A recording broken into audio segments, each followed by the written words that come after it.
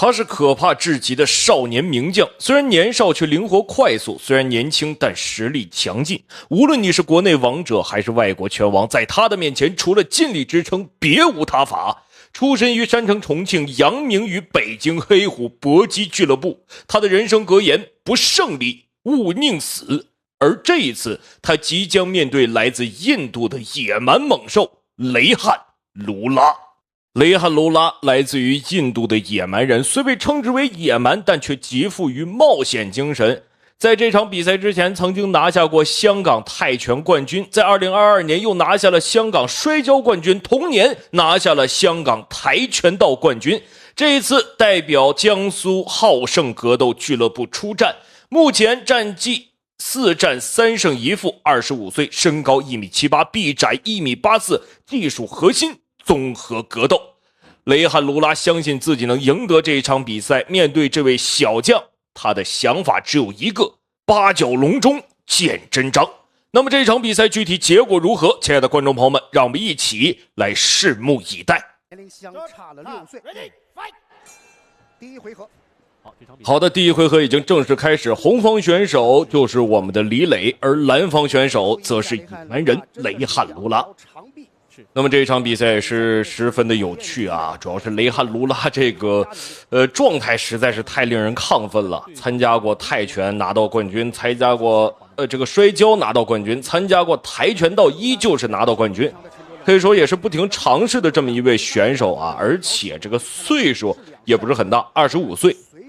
但是相比李磊来说的话还是偏大一些啊，李磊是小将中的小将，刚刚成年19岁。好，我们可以看到直接是一次击倒，要直接做地面啊断头台，看一下可不可以做出。看到是一个带臂圈头，从这个位置可以做蟒蛇脚，也可以做带臂断头台，或者转为打死脚，或者是转换拿背等等等等。对方还是要去全力的破掉对方的把位。那么我们看李磊压胯，现在李磊看如何转换，但是雷汉卢拉他的缠斗水平呢也是相当了得。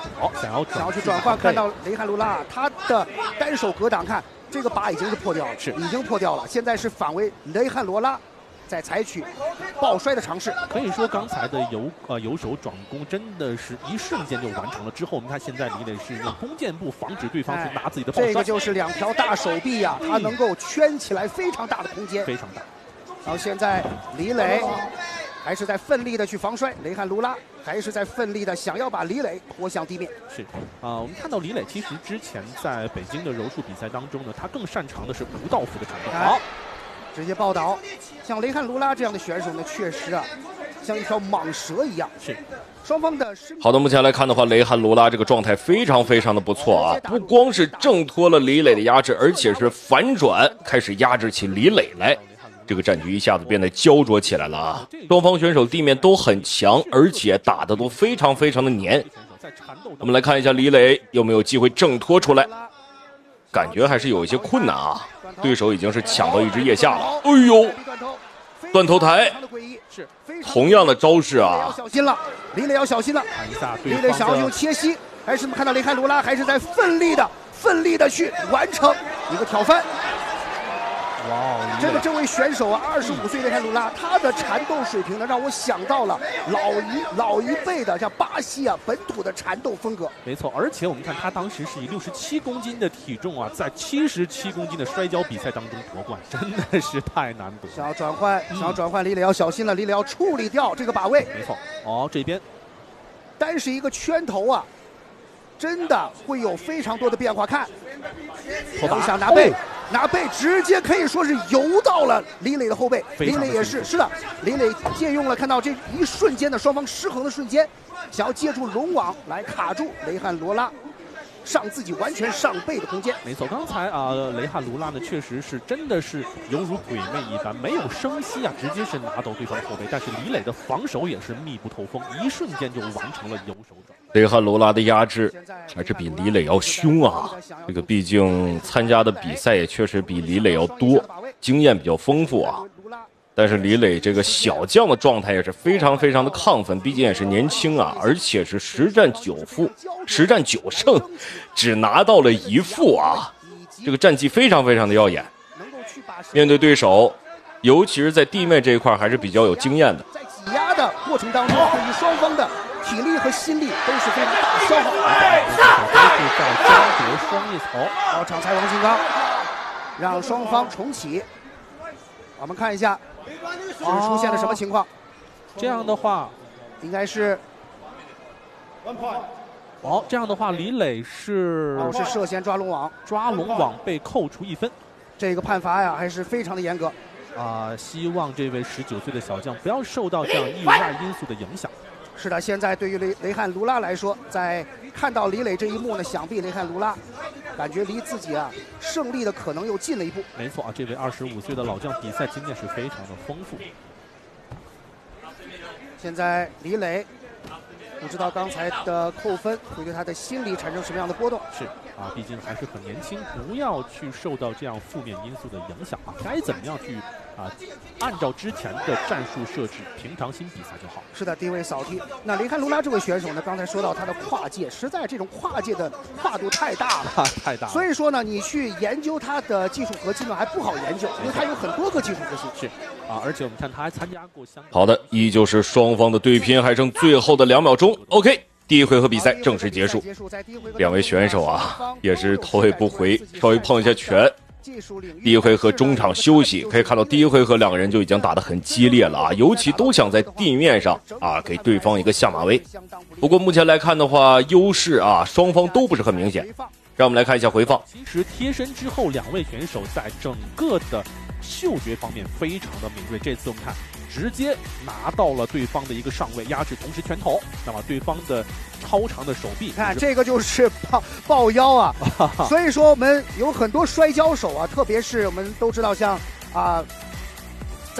好的，让我们跳过冗长的第2回合，直接来到决胜局。可以看到李磊依旧是这个冲劲很大哪怕是到了第3回合，还是有这个足够的体能去跟这个雷汉卢拉去对拼。但很明显雷汉的状态可能稍微有一些差了也是在不停的后撤，想要找机会。卢拉相对来说，他的臂展更多的是作为自己另外的进攻的手段的辅助。是的这种是比较少见的。是的，真正藏在后面的是他非常恐怖而且诡异的缠斗能力。没错又是来到了近身贴靠之后，我们看对方的应对还是非常的稳重。是的，现在连续的2记重拳来自于李磊打到，但是雷汉卢拉呢，好像感觉面无惧色这张扑克脸已经是2个半回合没错，我们都猜不透雷汉卢拉究竟要以什么样的技术应对李磊包括刚才我们看到有超人拳的打击，包括有上勾拳的命中，但是雷汉卢拉一直是面沉似水。是的，感觉在他身上不太能够去打上劲儿的感觉没错，像打到棉花的感觉。是的，这种身法和步法的微调，现在对于李磊来说，这是最后的机会3分半多钟的时间。是李磊也是不停的在用自己的拳法攻击去争取更多的点数。是的，其实双方呢，面对于缠斗来说，如果双方再进入到深水区缠斗，对于双方的消耗都会非常大。其实目前来看的话，雷汉卢拉更偏向于打后手如果在地面做不出太多成绩的话，可能还是希望在这个站立上能 KO 掉我们的李磊。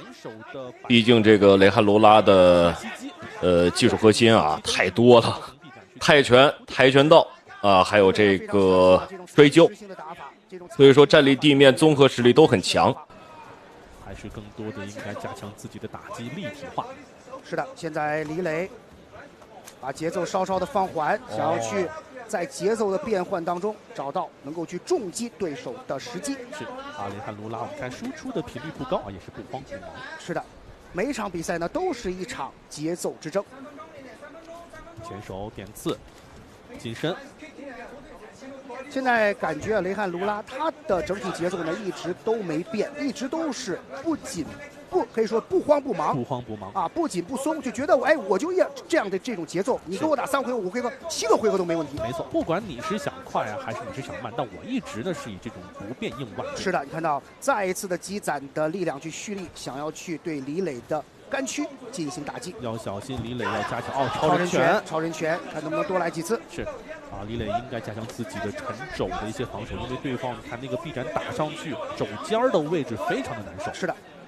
那么现在感觉李磊在最后的时刻开始改变了自己组合拳的拳路。2分钟的时间，当然如果能够加强一些这种立体性打击，包括加上一些低扫作为收尾，可能效果会更好。是的，李磊迫切的。好的，经过了短暂的鏖战，李磊也开始学尖了啊，不停的后撤，也是想打后手。这双方不停的想打后手啊，前手实在是不太占便宜，而且啊，虽然说这个雷汉罗拉身高啊比我们的李磊是差上那么两个人身高不差，但是他这个臂展确实是要比李磊要长太多了啊！他184的臂展，这我们的李磊才这个173的臂展啊！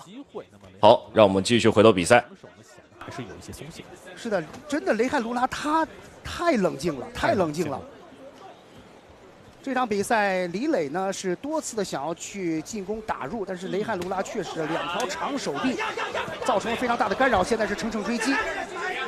对方乘胜追击，在第3回合我们看到体能下降的过程当中，对于自己跟对方的距离上的这些步伐做到丝毫不慌。其实李磊呢，因为在现场呢，选手是听不到我们的声音的。是，其实我们是，希望李磊如果是在刚才追击3到4次，如果你加到6、7、8次的时候，很多时候就在那儿成功了。没错，大家记得，我们有时候看老比赛会学非常多的东西啊。当时为什么维托 Belfort 能够去连续的 KO 范德雷修瓦呢？是因为在比赛赛前啊，传奇教练会也告诉我，当时啊，他其实是知道内幕的，说上场之前的维托非常的紧张，哇，非常的紧张，就是已经是全身发抖、冒虚汗了。但是呢，他就是非常理性的，底下说你再往前冲几次，他就不停的，所以说造成了天马流星拳的名场面。没错，那次连续的追击大概有10几拳左右。是的，是的，所以说很多都是非常规的，要出奇制胜。中扫，看这样的话，最后10秒钟，李磊还在不停的输出。是的，连续的输出。李磊现在是再次的对撞，压点的重拳。连续的打击。